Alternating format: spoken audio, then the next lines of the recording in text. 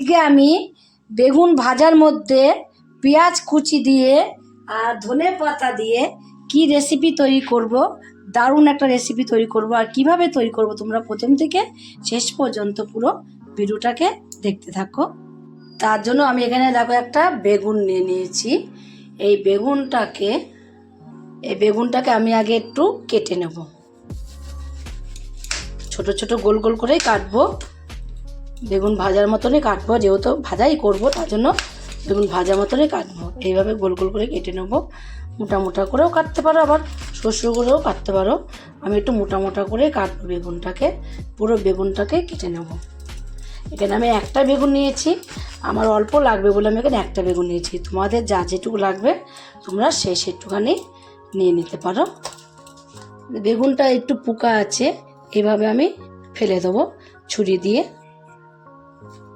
মধ্যে দিয়ে। এখনকার বেগুন বেশিরভাগই পোকা, দেখবে যতই ভালো দেখে তোমরা কেনো না কেন, আমি এটা ভালো দেখেই নিয়েছিলাম বেগুনটা, তাও দেখছি দেখো এগুলো ভালো আছে, এই দুটোর মধ্যে একটু একটু পোকা আছে।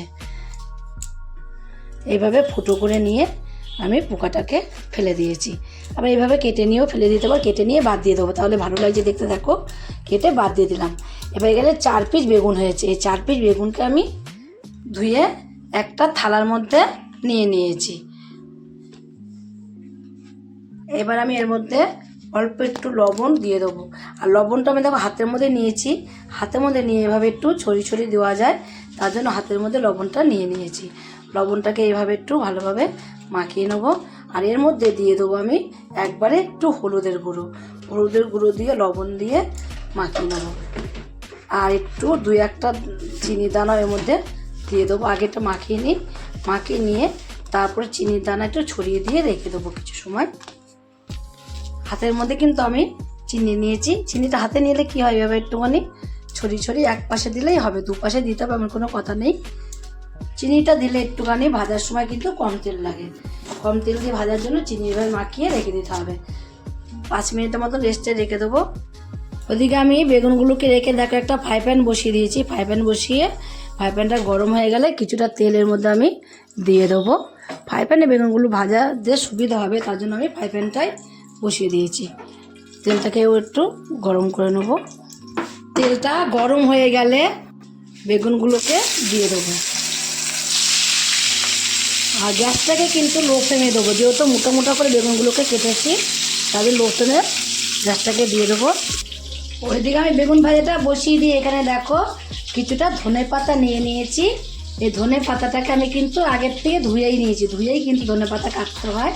এই ধনে পাতাটাকে ধুয়ে এইভাবে কুচি করে কেটে এক সাইডে রেখে দেবো। আর এখানে 2টো শুকনো কাঁচা লঙ্কা নিয়েছি, শুকনো লঙ্কা বলছি কেন, কাঁচা লঙ্কা নিয়েছি।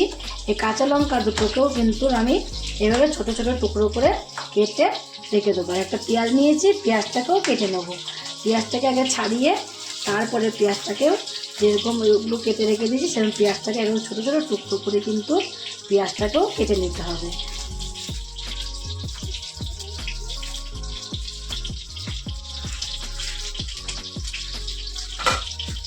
পেঁয়াজটাকেও ছোটো 2 ভাগ করে নেবো, তাহলে কাটতে সুবিধা হবে। তারপরে এইভাবে করে ছোটো ছোটো টুকরো করে পেঁয়াজটাকে কেটে নেব। যতটা ছোটো ছোটো টুকরো করা যায় ততটাই কিন্তু ছোটো ছোটো টুকরো করে নিতে হবে।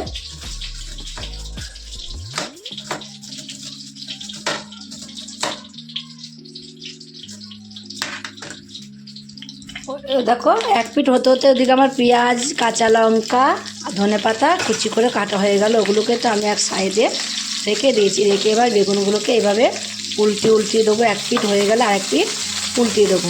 আর তোমরা দেখো আমি যে তেলটা দিয়েছি অল্প করে কিন্তু তেল দিয়েছি, বেশি কিন্তু তেল দিইনি। চিনি দেওয়াতে তেলটা দেখো কতটা রয়ে গেছে, এখনও কিন্তু ভাজা হয়নি। চিনি দেওয়াতে অল্প তেলেই কিন্তু আমার বেগুনগুলোকে ভেজে নেওয়া হয়ে গেল। অল্প একটু চিনি দেওয়া যায় না, অল্প তেলেই বেগুনগুলো খুব সুন্দরভাবে ভাজা হয়ে যায়। দেখো আমি উল্টি পাল্টি কিন্তু 2 পিঠই বেগুনগুলো ভালো মতন ভেজে নিয়েছি। এবার এই বেগুনগুলোকে তুলে নেব। একটা করে একটা আমি থালার মধ্যে বেগুনগুলোকে সব তুলে নেব। তোমাদের কিন্তু আমি প্রথমেই বলে দিয়েছি আমার যেটুকু লেগেছে আমি সেটুকুই নিয়েছি। তোমাদের যার যেটুকু লাগবে তোমরা সেটুকুনি বেগুন নিয়ে নেবে। তোমাদের বেশিও লাগতে পারে, আবার এর থেকে কমও লাগতে পারে। 4টে বেগুনকে আমি থালার মধ্যে তুলে নিয়েছি। ভাজাগুলোকে নামিয়ে নিয়েছি, তার মধ্যে আমি দেখো এই পেঁয়াজগুলোকে সব দিয়ে দিয়েছি, আর এই ধনেপাতা কুচিগুলোকেও সব এর মধ্যে আমি দিয়ে দেবো। পেঁয়াজ, ধনেপাতা কুচি আর কাঁচা লঙ্কা যে আমি কুচিয়ে রেখে দিয়েছিলাম সেগুলোকে এইভাবে আমি এর মধ্যে সব দিয়ে দেবো। সব কিছু দিয়ে দেওয়া, লবণ দিয়ে তো আমি প্রথমে বেগুনটা ভাজা করেছিলামই, আর সামান্য অল্প একটুখানি এর মধ্যে আমি লবণ দেবো। লবণ দিয়ে কি করব, এই বেগুনগুলোকে এইভাবে আমি মেখে নেব। তোমরা তো বেগুন পোড়া খেয়েছো, বেগুন ভর্তা খেয়েছো, বেগুন কিন্তু ভেজে এইভাবে তোমরা কিন্তু খাওনি। তোমরা একদিন এইভাবে বেগুন ভেজে মাখা করে খেয়ে দেখবে কেমন লাগে। খুব গরম আছে বেগুনগুলো, তারাও গরম আছে বেগুনগুলো বলে আমি একটা চামচ নিয়ে নিয়েছি। চামচ দিয়ে এইভাবে আমি বেগুনগুলোকে একটুখানি ভেঙে ভেঙে নেব।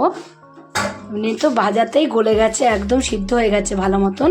তারপরে এইভাবে একটু ভেঙে ভেঙে নিতে হবে। এইভাবে ভেঙে ভেঙে নিয়ে বেগুনটাকে তারপরে মাখবো। প্রচণ্ড একটু গরম গরম আছে বলে কিন্তু আমি হাত দিতে পারলাম না, হাত দিতে গিয়েও আবার হাতটাকে আবার তুলে নিলাম। তারপর এভাবে আমি চামচ দিয়ে আগে ভেঙে ভেঙে নিয়েছি, এবার আমি হাত দিয়েই মেখে নেবো। এবার দেখো তোমরা কি এরকম করে খেয়েছো কেউ এখনও কোনো দিন? কেউ খেয়েছো কি না আমি বলতে পারবো না, কিন্তু আমরা কোনো খাইনি। আমি এটা কিন্তু আজকে নতুনই করলাম, আমার মাথার থেকে বুদ্ধি আসলো, তার জন্য আমি এটাকে আজকে এই রেসিপিটাকে তৈরি করলাম। তোমরাও ঠিক এইভাবে একদিন তৈরি করে খেয়ে দেখো।